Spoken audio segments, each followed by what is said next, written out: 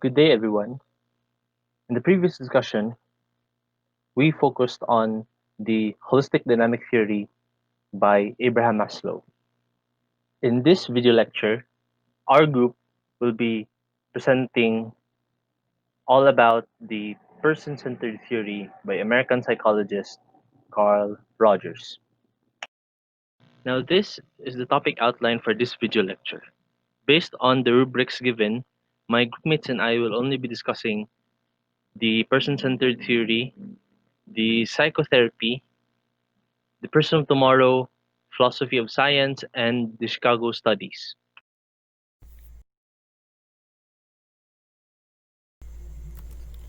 Person-centered theory. Although Rogers' concept of humanity remained basically unchanged from the early 1940s until his death in 1987, his therapy and theory underwent several changes in name.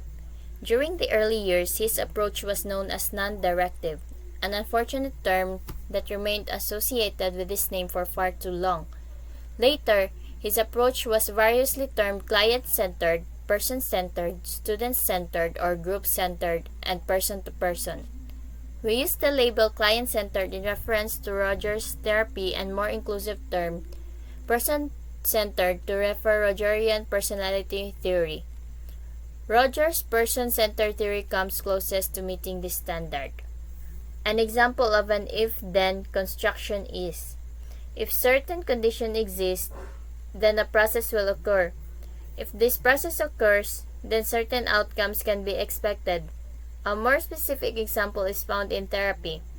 If the therapist is congruent and communicates unconditional positive regard and accurate empathy to the client, then the therapeutic change will occur. If therapeutic change occurs, then the client will experience more self-acceptance, greater trust of self, and so on. Basic assumption. Rogers postulated two broad assumptions, formative tendency and actualizing tendency. Formative tendency is believed that there is a tendency for all matter, both organic and inorganic, to evolve from simpler to more complex form. For the entire universe, a creation process rather than distinctive one is in operation.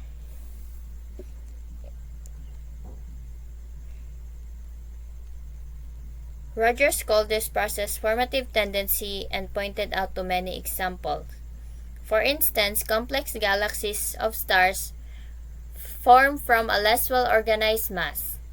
Such crystals such as snowflakes emerge from formless vapor. In short, we evolve from simpler to a more complex form. While actualizing tendency, it is a more pertinent assumption and tendency within all humans and other animals and plants to move toward completion or fulfillment of potential. This tendency is the only motive people possesses. Also, it is a desire present in all living things that pushes the organism toward growth.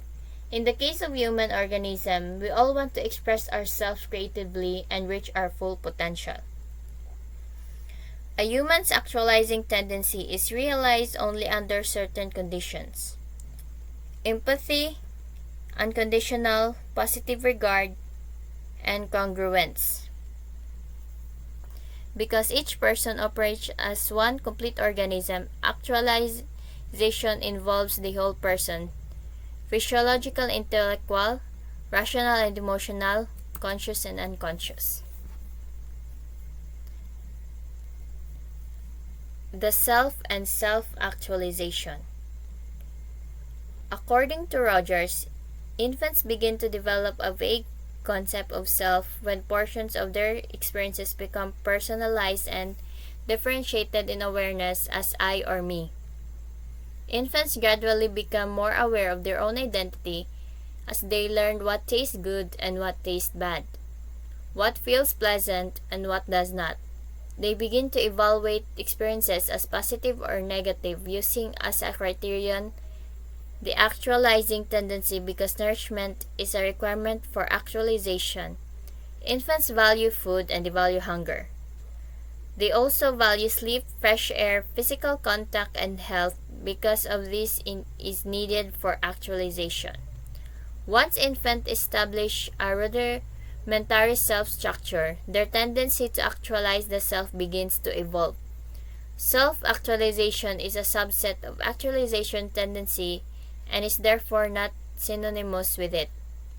The actualization tendency refers to organismic experiences of the individual. That is, it refers to the whole person, conscious and unconscious, physiological and cognitive. The two self-subsystems. First is the self-concept. The self-concept of all those aspects of one's being and one's experiences that are perceived in awareness, though not always accurately, by the individual. The self-concept is not identical with organismic self. Portions of the organismic self may be beyond a person's awareness or simply not owned by the person. Thus, people from their self-concept, they find change, significant learning quite difficult.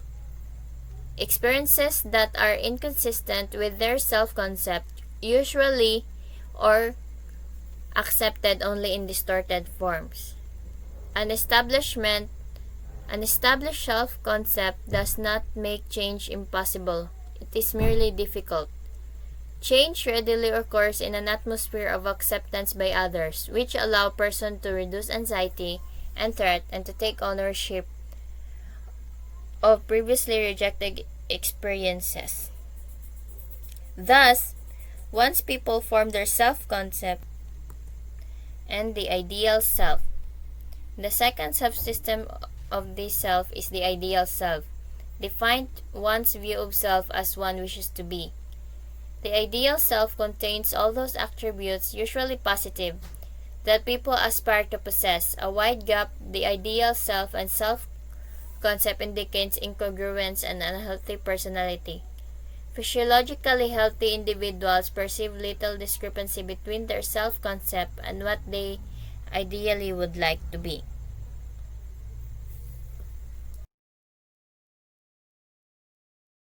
Another concept under Carl Rogers' person-centered theory is the awareness.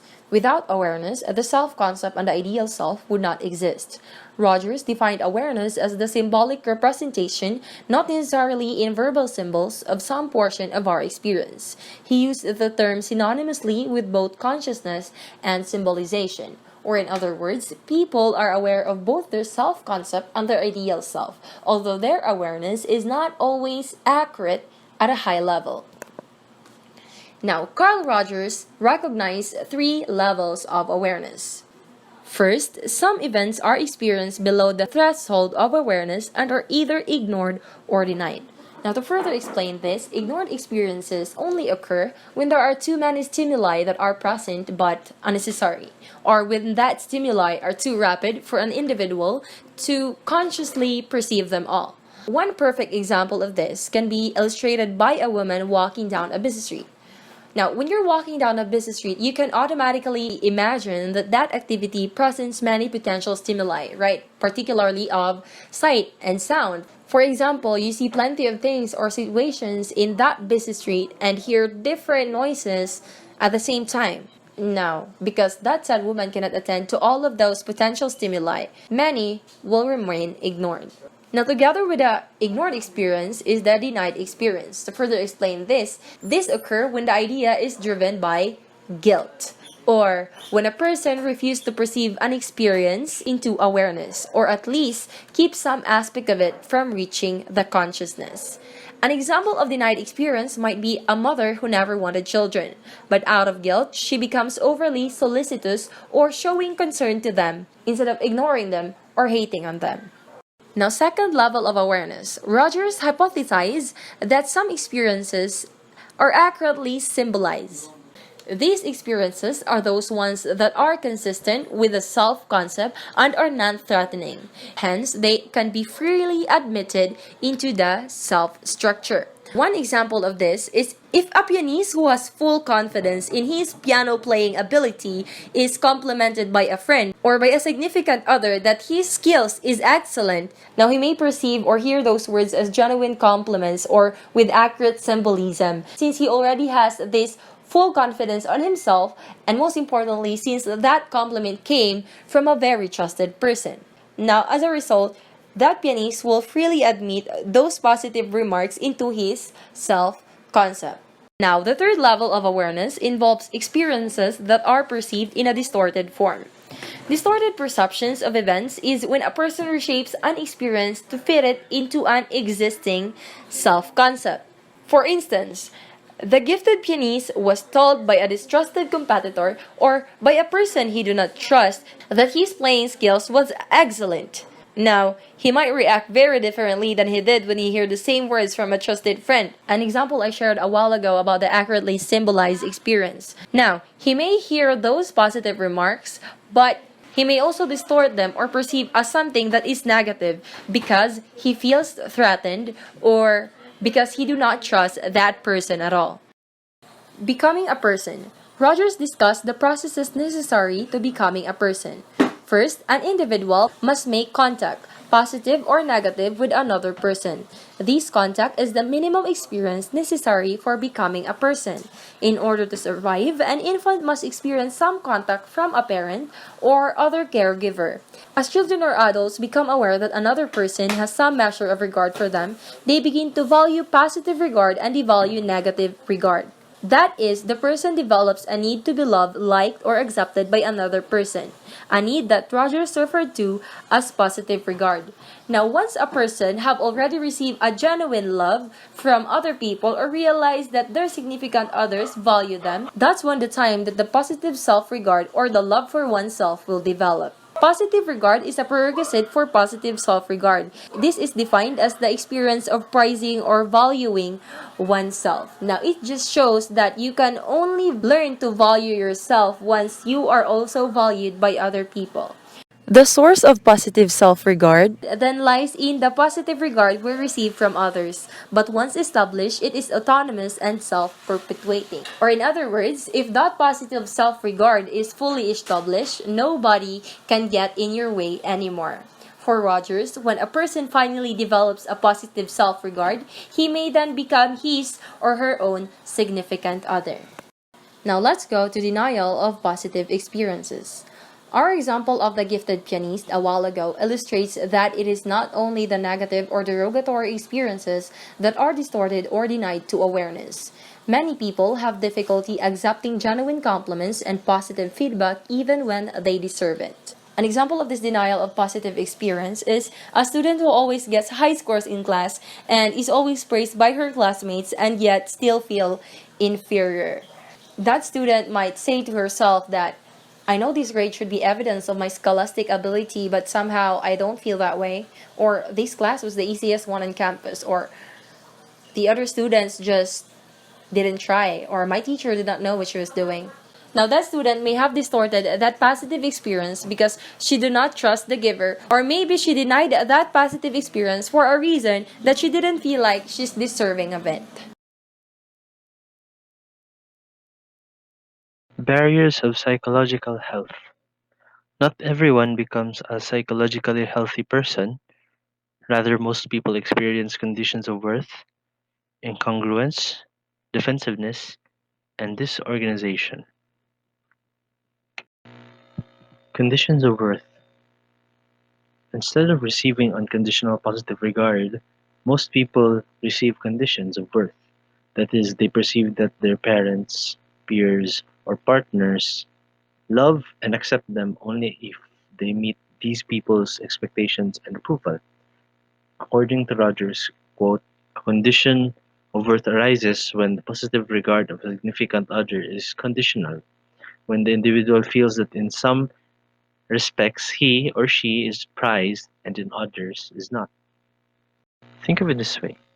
When you were just a child, you needed to fit into your family. You you needed to adjust to what they wanted to be of you. If you were ignored or shunned by your caregivers or your parents, you would be extremely vulnerable.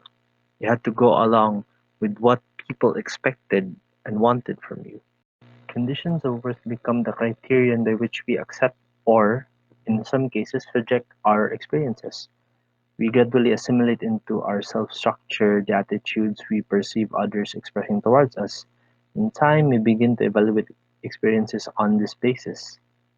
If we see that others accept us regardless of our actions, then we become to be to believe that we are prized unconditionally. But if we perceive that some of our behaviors are approved and some are disapproved, then we see that our worth is conditional. Eventually, we may come to believe that those appraisals of others that are consistent with our negative view of self ignore our own sensory and visceral perceptions and gradually become estranged from our real or organismic self. An example of this is an individual who bases their actions on how others want, or they adjust their attitude on how others view them. It may be in the form of a college student who takes a certain course in order to make their parents happy because this is what their parent wants for them. This is what their parent wants them to pursue, even though it may conflict with what they really want to do in their life. They do it because they, growing up, they maybe have been a child who always does what their parents want. They may want their please their parents and gain their respect and gain and make them proud. Or it may be a high schooler who joins certain groups and cliques in order to gain notoriety and popularity and etc. May it be sports or may it be certain student councils, student governments, and stuff like that. But they may not necessarily know what to do in student governments. They just simply want to join it in order to gain popularity. And this based on the conditions of words make them non-organic or not true to themselves or not their true selves, simply a perception of how others view them. Our perceptions of other people's view of us are called external evaluations. These evaluations, whether positive or negative, do not foster psychological health but rather prevent us from being completely open to our own experiences. For example, we may reject pleasurable experiences because we believe that other people do not approve of them. When our own experiences are distrusted, we distort our awareness of them, thus solidifying the disparity between our organismic evaluation and the values we have introjected from others. As a result, we experience incongruence. Incongruence. Now, psychological disequilibrium begins when we fail to recognize our organismic experiences as self experiences. That is when we do not accurately symbolize organismic experiences into awareness because they appear to be inconsistent with our emerging self concept. This incongruence between our self concept and our organismic experience is the source of psychological disorders. Conditions of worth that we receive during early childhood lead to a somewhat false up concept, one based on distortion and denials. To further elaborate this, basically, incongruence may be summed up as failed dreams and aspirations. Maybe it may come into a form of adults who are frustrated because what they dreamed of when they were little is not who have they become. Instead of being famous movie stars, they work office jobs, boring office jobs, and they realize that what they wanted isn't the thing that they have achieved right now, and they think that that dream is already unattainable, and they feel frustration and sadness and etc. and other negative emotions. And this is an example of what their reality is to their proposed self image or what their positive or preferred image is. Basically, incongruence. Sometimes we may also behave in ways that maintain or enhance our actualizing tendency. At other times, we may behave in a manner designed to maintain or enhance a self concept founded on others' expectations and evaluations of us. Vulnerability. The greater the incongruence between our perceived self, the self concept, and our organismic experience, the more vulnerable we are. Rogers believed that people are vulnerable when they are unaware of the discrepancy between their organismic self and their significant experience. Lacking awareness of their incongruence, vulnerable people often behave in ways that are incomprehensible not only to others but only to themselves. Anxiety and threat. Whereas vulnerability exists when we have no awareness of the incongruence within ourselves, anxiety and threat are experienced as we gain awareness of such an incongruence and become dimly aware that the discrepancy between our organismic experience and our self concept may become conscious. We feel anxious. Rogers defined anxiety as a state of uneasiness or tension whose cause is unknown. As we become more aware of the incongruence between our organismic experience and our perception of self, our anxiety begins to evolve into threat. That is an awareness that our self is no longer whole or congruent. Anxiety and threat can represent steps toward psychological health because they signal to us that our organismic experience is inconsistent with our self concept. Nevertheless, they are not pleasant or comfortable feelings. These feelings of anxiety and threat may manifest into feelings of self doubt when we fail to live up to the expectations of others or when we realize that we are not who we thought we were. Defensiveness. In order to prevent the inconsistency between our organismic experience and our perceived self, we react in a defensive manner. Defensiveness is the protection of the self concept against anxiety and threat by the denial or distortion of experiences inconsistent with it. Now, the two chief defenses are distortion and denial. With distortion, we misinterpret an experience in order to fit it into specs of our self concept. We perceive the experience in awareness, but we fail to understand its true meaning. With denial, we refuse to perceive an experience in awareness or at least keep some aspect of it from reaching symbolization. Denial is not as common as distortion because most experiences can be twisted or reshaped in to fit the current self concept. Now, some of us or most of us may have used these defenses in the past or currently, such as distorting stuff as they are and not seeing what they really are, such as events or people, and trying to understand them or seeing them as we think they are in order for them to fit into our perceptions. Now, according to Rogers, both distortion and denial serve the same purpose. They keep our perception of organismic experiences consistent with our self concept, which allow us to ignore or block out experiences that otherwise would cause us unpleasant anxiety or threat. Most people engage in defensive behavior, but sometimes defenses fail and behavior becomes organized and psychotic. But why would defenses fail to function? In a state of disorganization, people sometimes behave consistently with their organismic experience and sometimes in accordance with their shattered self concept. An example of the first case is a previously prudish and proper woman who suddenly begins to use language explicitly sexual and statological. The second case can be illustrated by a man who, because his self concept is no longer a just salt or unified whole, begins to behave in a confused, inconsistent, and totally unpredictable manner. In both cases, behavior is still consistent with the self concept, but the self concept has been broken, and thus the behavior begins to appear bizarre and confusing.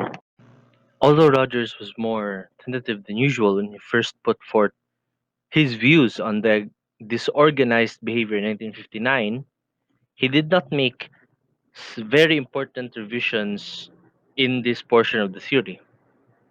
Not once did his disdain for using diagnostic labels to describe people ever waver.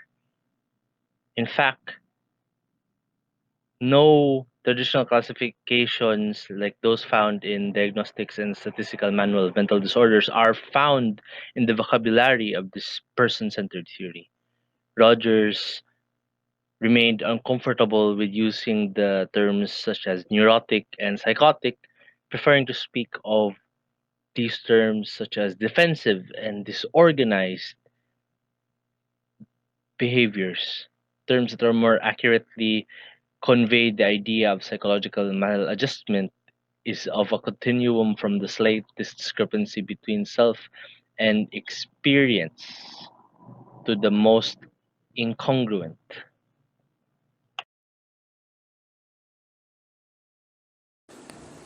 Rather than viewing people as inherently flawed with problematic behavior and thoughts that requires treatment, person-centered theory identifies that each person has the capacity and desire for personal growth and change. Client-centered therapy is deceptively simple in statement but decidedly difficult in practice.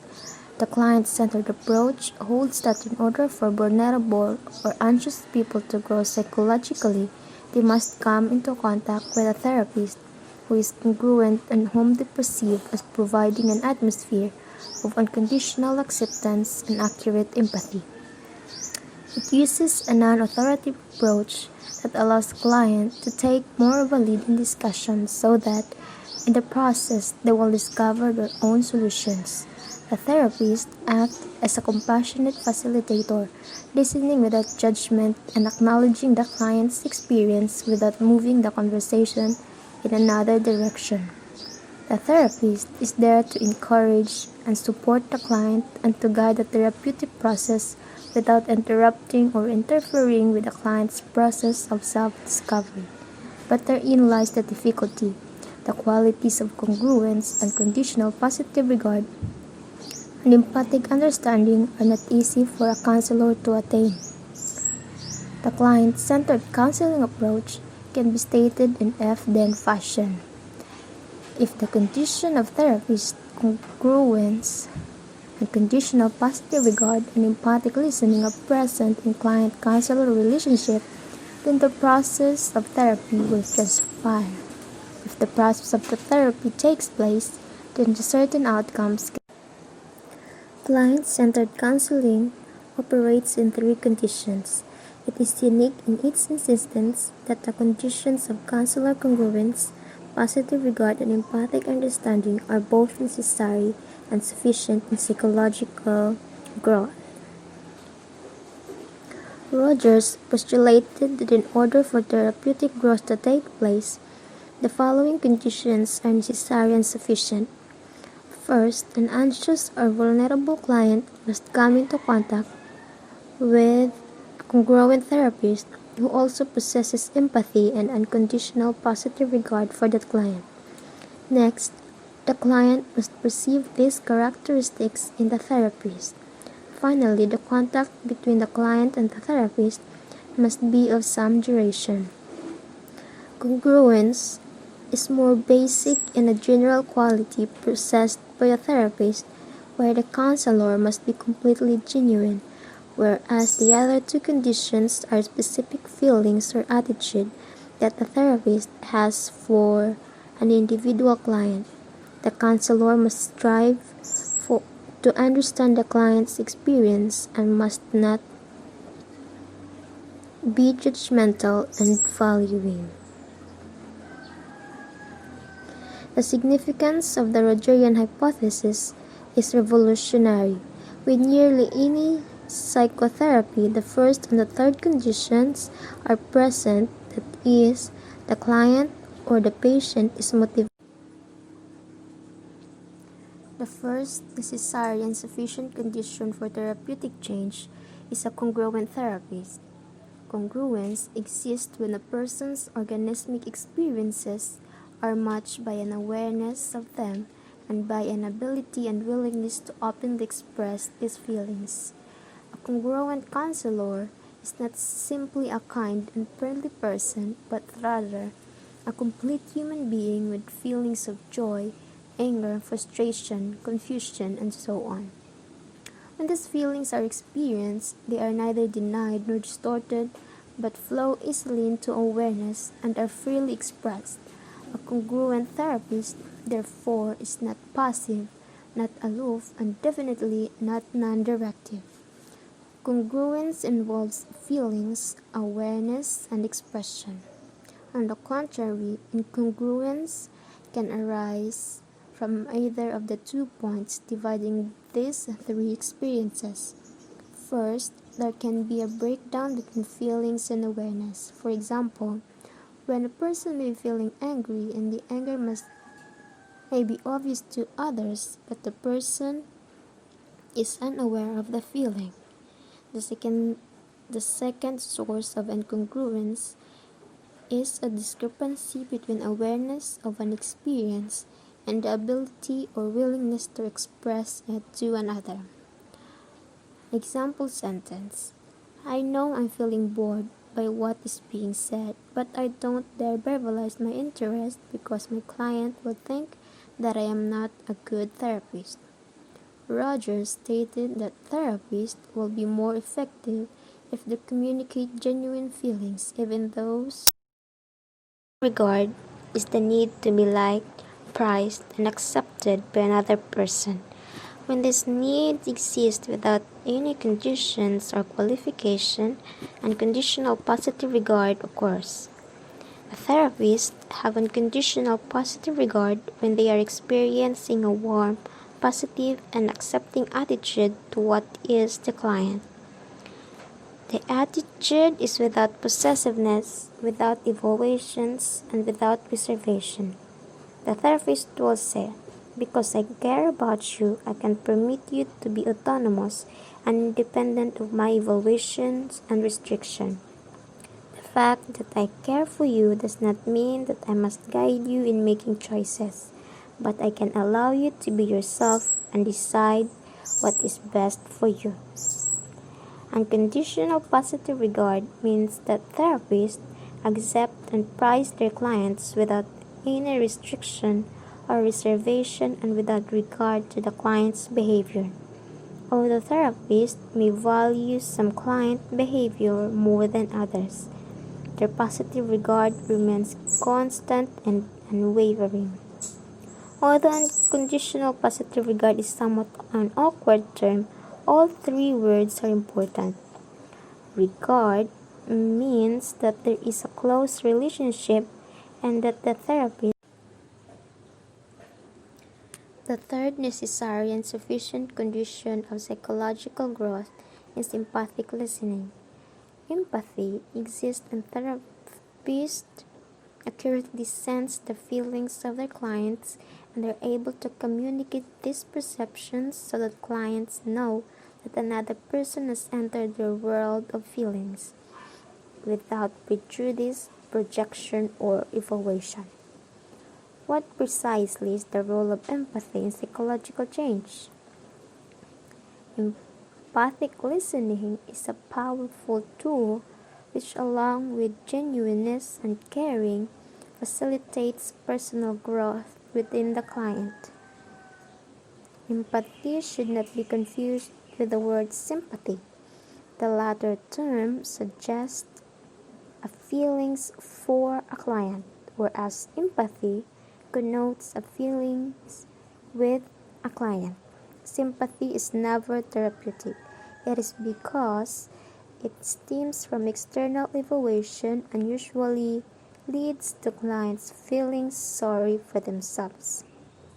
Also, empathy does not mean that a therapist has the same feelings as the client.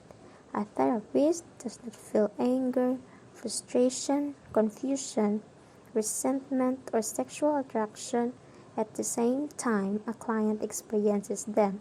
Rather, A therapist is experiencing the depth of the client's feeling while permitting the client to be a separate person.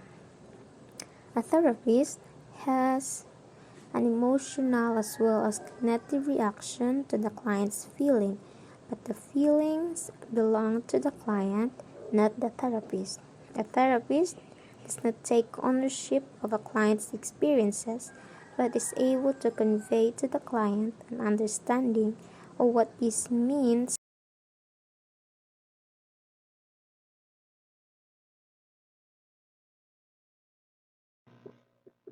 Rogers believed that a certain lawfulness characterizes the process of therapy. If the conditions of therapist congruence, unconditional positive regard, and empathy are present, then the process of therapeutic change will be set in motion, although each person seeking psychotherapy is unique. Stages of therapeutic change. The process of constructive personality change can be placed on a continuum from most defensive to most integrated. Rogers arbitrarily divided this continuum into 7 stages. Stage 1. Stage 1 is characterized by an unwillingness to communicate anything about oneself. People at this stage ordinarily do not seek help, but if for some reason they come to therapy, they are extremely rigid and resistant to change. More or less the beginning stage of a client and a therapist relationship where one party is not necessarily comfortable of sharing their feelings and emotions and etc. to another party. Stage 2. In stage 2, clients become slightly less rigid. They discuss external events and other people, but they still disown or fail to recognize their own feelings. However, they may talk about personal feelings as if such feelings were objective phenomenon. In this stage, there are some slow slow interaction between the client and therapist. And even though it isn't as fluid as it is needed, it is a start. Stage 3. As clients enter into stage 3, they more freely talk about themselves. Although still as an object, quote, I'm doing the best I can at work, but my boss still doesn't like me, unquote. Clients talk about feelings and emotions in the past or future tense and avoid present feelings. In this stage, clients talk about themselves, but they necessarily do not take responsibility or do not refer to them as a person rather than as an object. And talking about feelings, they do not necessarily talk about currently ongoing feelings, but rather feelings that already have happened or feelings that are in the past. Stage 4. Clients in stage 4 begin to talk of deep feelings but not ones presently felt. Quote, I was really burned up when my teacher accused me of cheating, unquote. When clients do express themselves feeling, they are usually surprised by this expression. They deny or distort experiences, although they may have some dim recollection that they are capable of feeling emotions in the present. They begin to question some values they have introduced from others, and this is where incongruence begins to show. Their perceived self and their organismic experience are different. They accept more freedom and responsibility than they did in the previous stage, and they slowly and tentatively allow themselves to become involved in the conversation with the therapist and become more heavily invested. Stage 5. At this point, clients who have reached stage 5 have begun to undergo significant self growth and change. They can express feelings in the present, although they have not yet accurately symbolized those feelings. They are slowly beginning to rely on an internal locus of evaluation for their individual feelings and to make fresh and new discoveries about themselves. They also experience a greater differentiation of feelings and develop more appreciation for nuances among them. In addition to this, they begin to make their own decisions and accept responsibility for their own choices rather than blaming it on others and etc. Stage 6. People at stage 6 experience dramatic growth and irreversible movement towards becoming fully functional or self actualizing individuals. They freely allow into awareness those experiences that they had previously denied or distorted. They become more congruent and are able to match their present experiences with awareness and with open expression. They no longer evaluate their own behavior from external viewpoint but rely on their organismic self as a criterion for evaluating experiences. In this stage, the people or the client have slowly and dramatically gone and made progress. They now know how to control or view these emotions or the baggage that they carry. They learn to live with it. They learn to how to express it and see it rather than deny it. Stage 7. Stage 7 can occur outside the therapeutic encounter. Because growth at stage 6 seems irreversible, clients who do reach stage 7 becomes fully functioning persons of tomorrow. They are able to generalize their experiences in therapy to their world, a world beyond therapy. They are able to possess the confidence to be themselves at all given time and to own and feel deeply the totality of their individual experiences and live those experiences by their own rules in the present rather in the past. Their organismic self now unified with their own self concept and becomes the locus of evaluating their experiences. People at stage 7 are now healthier individuals because of therapy, because of being able to let go or address these emotions in the present rather than in the past. People at stage 7 receive pleasure in knowing that they have achieved this moment at this point, that these evaluations are fluid and that change and growth will continue. In addition to this, they become congruent, possess unconditional positive regard, and are able to be loving and empathic towards others around them. Outcomes. If the process of therapeutic change is set in motion, then certain observable outcomes can be expected. The most basic of these is the outcome of the successful client-centered therapy in a congruent client who is less defensive of themselves and are more open to experiences. Each of the remaining outcomes is a logical extension of this basic one. Necessarily, these are the outcomes of the client-centered therapy. As a result of being less defensive and more congruent, these clients have a better and clearer picture of who they are, a better understanding of themselves, and a more realistic standpoint and view of the world. They are better able to assimilate experiences into the self on the symbolic level, effective in solving problems, and they are higher in positive self-regard.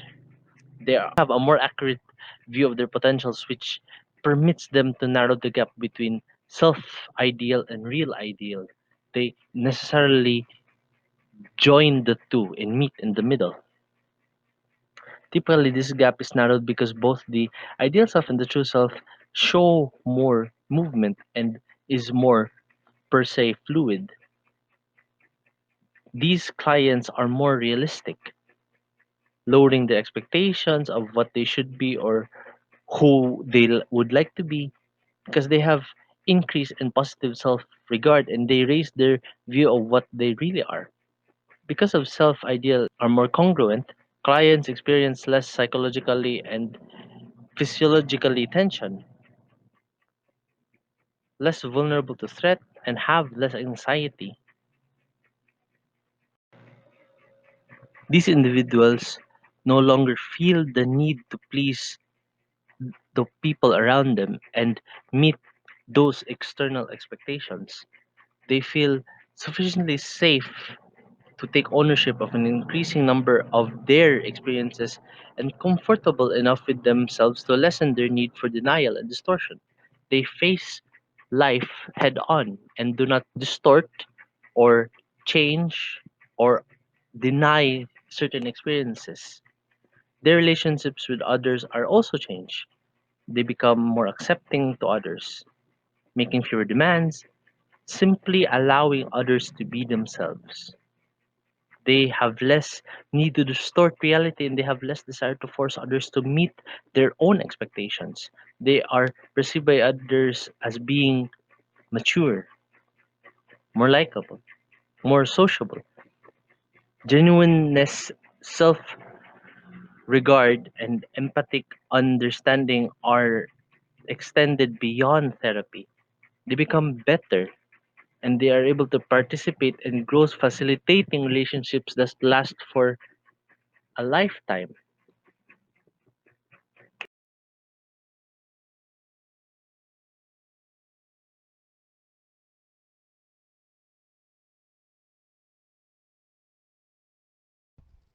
Hi everyone.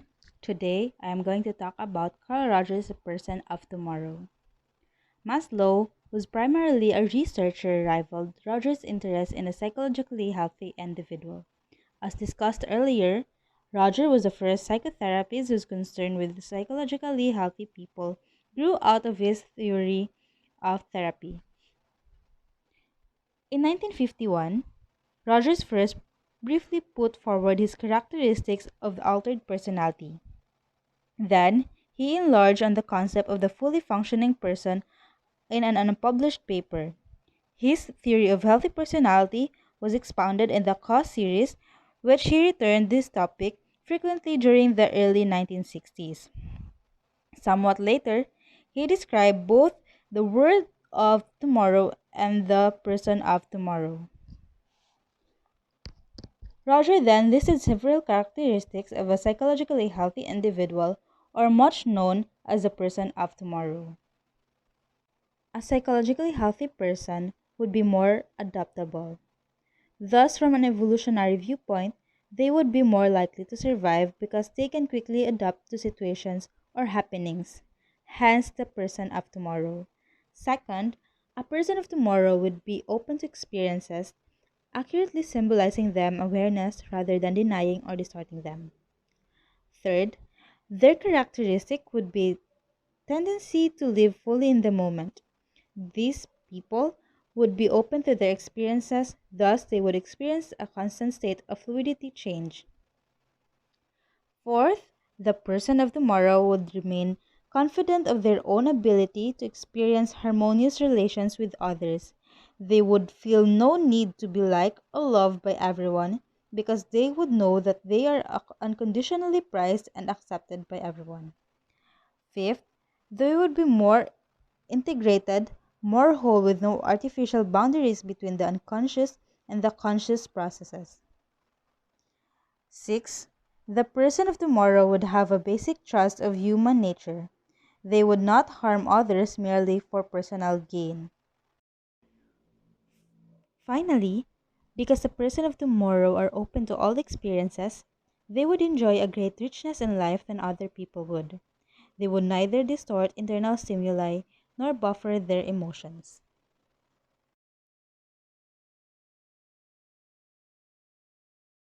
Philosophy of science. Rogers was first a scientist, second a therapist, and third a personality theorist.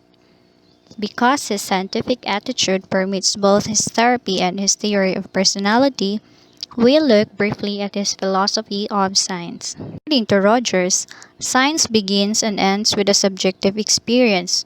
although everything in between must be objective and empirical. Objective experience refers to the emotional and cognitive impact of a human experience. These are produced by individual minds, while objective experience are tangible or the actual events of the experience. Scientists must have many of the characteristics of the person of tomorrow. That is, they must be inclined to look within, to be in tune with internal feelings and values, to be intuitive and creative, to be open to experiences, to welcome change, to have a fresh outlook, and to possess a solid trust in themselves. Rogers believed that scientists should be completely involved in the phenomena being studied. For example, people who conduct research on the psychotherapy must first have had long careers as therapists, must care about and care for newly born ideas and nurture them lovingly through their fragile infancy. Science begins when an intuitive scientist starts to perceive patterns among phenomena. At first, these dimly seen relationships may be too vague to be communicated to others, but they are nourished by a caring scientist and eventually they can be formulated into testable hypotheses. At this point, methodology enters the picture. Although the creativity of a scientist may yield innovative methods of research, these procedures themselves must be rigorously controlled, empirical, and objective. The scientist then communicates findings from that method to others, but the communication itself is subjective. The people receiving the communication bring their own degrees of open-mindedness or defensiveness into this process. They have varying levels of readiness to receive the findings, depending on the prevailing climate of scientific thought and the personal subjective experiences of each individual. Rogers was invited to set up a counseling center at the university. While a professor of psychology at the university, Rogers helped to establish a counseling center connected with the university and there conducted studies to determine the effectiveness of his method. Consistent with his philosophy of science, Rogers did not permit methodology to dictate the nature of his research. In his investigations of the outcomes of client-centered psychotherapy, first at the Counseling Center of the University of Chicago, they did not formulate hypotheses simply because the tools for testing them were readily available. They began by sensing vague impressions from clinical experience and gradually forming these into testable hypotheses. It was only then that Rogers and his colleagues dealt with the task of finding or inventing instruments by which these hypotheses could be tested. The purpose of the Chicago studies was to investigate both the process and the outcomes of client-centered therapy. The therapists were of a journeyman level. They included Rogers and other faculty members, but graduate students also served as therapists. Rogers transferred his positive experience of trusting clients to trusting his staff and experimented with sharing the power in administering and leading the counseling center among the staff. Though they ranged widely in experience and ability, all were basically client-centered in approach. Therapist learns to recognize and trust human potential, providing clients with empathy and unconditional positive regard to help facilitate change. They also offer support, guidance, and structure so that the client can discover personalized solutions within themselves.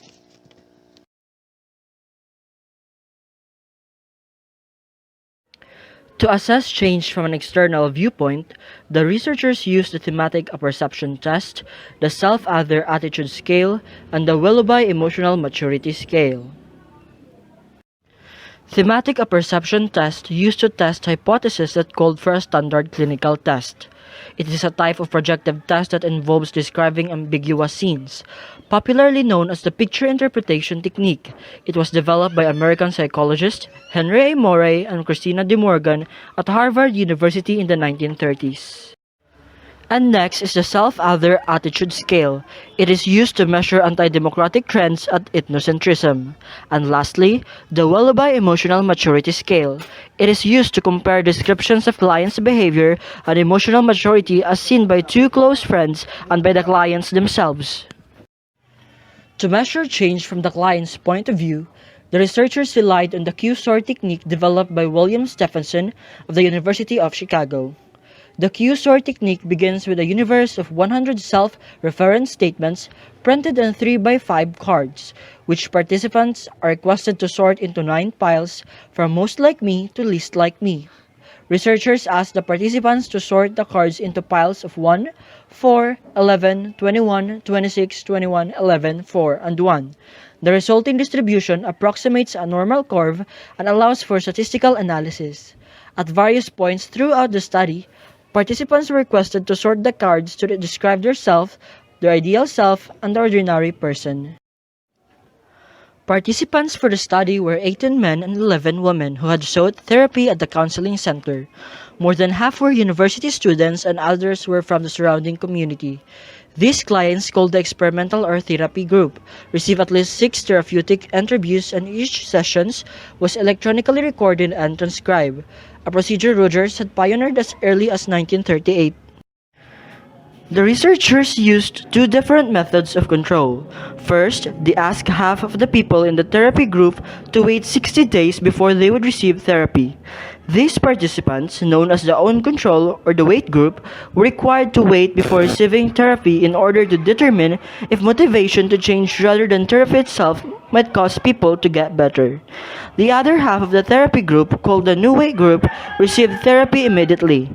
The second control consisted of a separate group of normals, who had volunteered to serve as participants in a research on personality study.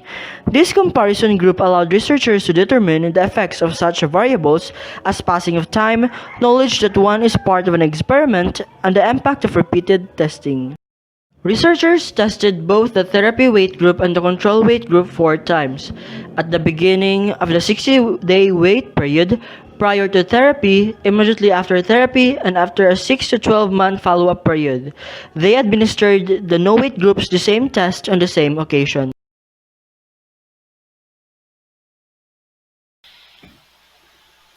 Findings.